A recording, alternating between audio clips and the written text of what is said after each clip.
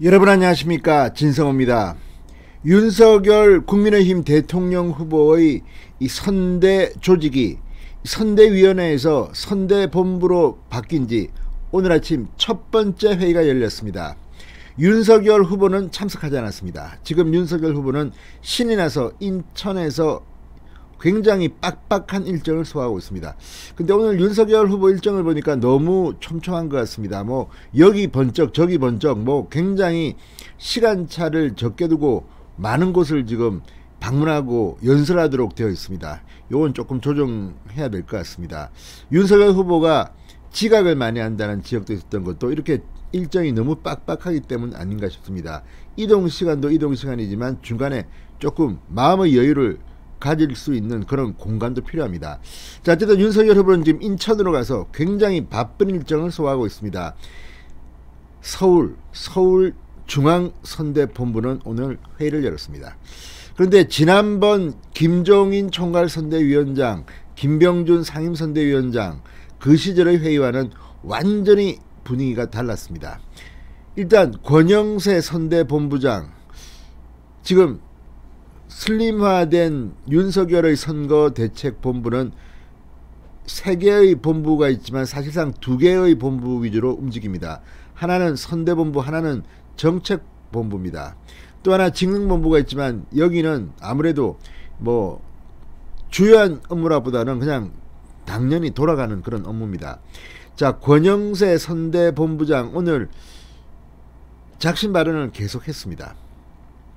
자, 이제 2달 남았습니다. 이제 여기서 다시 뭐 리셔플하고 이런 것들은 좀 곤란합니다. 물론 설 전으로 한 번 더 변화가 올 것 같기도 합니다. 그러나 설날까지의 이 기간 약 3주 동안이 굉장히 중요한 시기가 될 겁니다. 자, 오늘 권영세 본부장 어렵게 한 팀이 된 만큼 당 내부에서 누구든 서로 폄훼 비난하는 일은 더 이상 절대로 없어야 함을 특별히 강조해서 말씀드린다. 더 이상 내부 총질하지 말라고 했습니다. 권영세 본부장의 이 말은 이준석 대표의 목숨을 윤석열 후보가 살려준 의원총회 다음 날에도 박수영 초선 의원이 이준석 대표를 비판하고 이준석 대표가 또 박수영 의원에 대해서 뭐라 하고 이런 분위기에 대해서 강력한 경고를 날린 것으로 보입니다. 자, 이준석 대표, 박수영 의원 선대본부 결성 바로 다음날 방송 인터뷰에서 원색적 비난을 주고받았습니다. 자, 그 뒤 조용합니다. 이준석 대표 요즘 준석이가 변해서요라는 말을 듣습니다.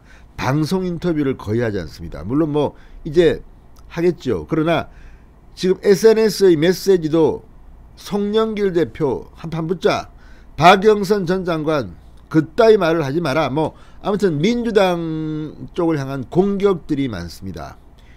그리고 이제 더 이상 윤석열 후보와 선대위를 흔들는 발언은 하지 않습니다.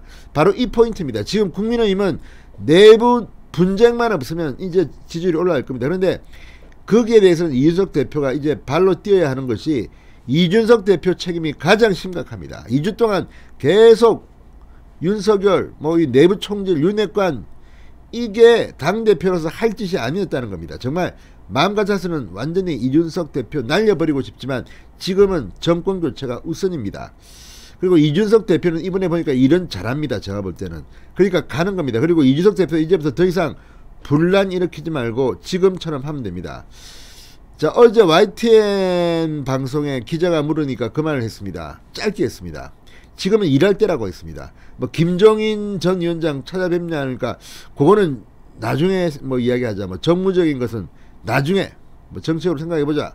그럼 지금은 일하러 간다. 회의하냐고 하니까 회의가 아니라 일하고 있습니다. 그거 해야 됩니다. 지금은 또 내부 총질. 지금 가장 이제 걱정스러운 것은 유승민 전 의원은 지금 연락도 안 되는지 뭐 하는지를 잘 모릅니다. 그리고 윤석열 후보 측에서도 지금 유승민 전 의원과는 뭐가 잘 안 되는 모양입니다. 반면 홍준표 의원은 연락은 되고 또 만날 것 같습니다. 그런데 홍준표 의원 뒤로는 많이 도와주는 것으로 언론들은 보도하고 있습니다. 그런데 공개적인 발언은 지금도 여전히 독불장군 아나무인입니다. 물론 이게 홍준표 의원 스타일이긴 합니다. 그리고 뭐 악의적으로 윤석열 후보를 괴롭히는 것 같지는 않습니다. 요즘 보면. 그렇지만 또 뭐 이 장병 월 200만 원 봉급 이야기 나오니까 헛소리다 뭐 아무튼 뭐 그 스타일이니까 뭐 그러려 하지만 지금 같은 때 계속 자기 뭐 하소연이나 하고 내가 말이지 옛날에 그렇게 열심히 했는데 뭐 국민의힘은 내 시들이 어떻게 하고 이런 거 알겠습니다. 그건 윤석열 후보는 국민의힘에 들어온 지 얼마 안 됩니다. 홍준표 의원은 27년 있었다는 뭐 몇십몇 년 있었다는 거 알겠는데 홍준표 의원 말도 제가 볼 때는 일리는 있습니다. 국민의힘은 정말 바뀌어야 됩니다. 그렇지만 대통령 선거를 치르고 있는 이 과정에 또 그 당신 그 과거 이야기를 해가지고 또 뭐 국민의힘이 참으로 문제가 많다. 문제 많은 건 다 합니다. 솔직히 저는 개인적으로는 이준석이 들어와서 좀 개혁부터 좀 했으면 했는데 그거는 지금 제대로 안 되고 이준석이가 당대표로서 안 할 짓을 많이 했습니다. 그거는 비판합니다. 그렇지만 변해야 합니다. 그건 맞습니다. 그러나 지금 대통령 선거 과정에 그런 이야기를 자꾸 하는 홍준표 의원도 참 딱합니다. 자, 권영세 의원 후보 중심으로 하나로 뭉치지 못한 채 갈등이 계속된다면 국민 다수가 열망하는 정권교체 불가하다. 이는 국민과 역사에 죄짓는 일임을 명심해야 한다. 대선 승리라는 대의를 위해선 제가 본부장이자 사무총장으로서 제 수족을 쳐내는 악역도 마다하지 않겠다는 말씀을 분명히 드린다고 경고했습니다. 자, 오늘 회의는 뭐 여러가지 뭐 이야기도 나왔지만 특히 이 공약에 대해서 민주당이 이제 배가 아프니까 비판을 시작했습니다. 여성가족부 폐지, 뭐 200만원 장병 월급. 여기에 대해서 권영세 본부장은 이 공약에 대해서는 어떤 공약이든 갈라치기 될 수밖에 없다는 겁니다. 그러니까 국민 모두가 만족하는 공약은 없다는 것을 분명히 했습니다.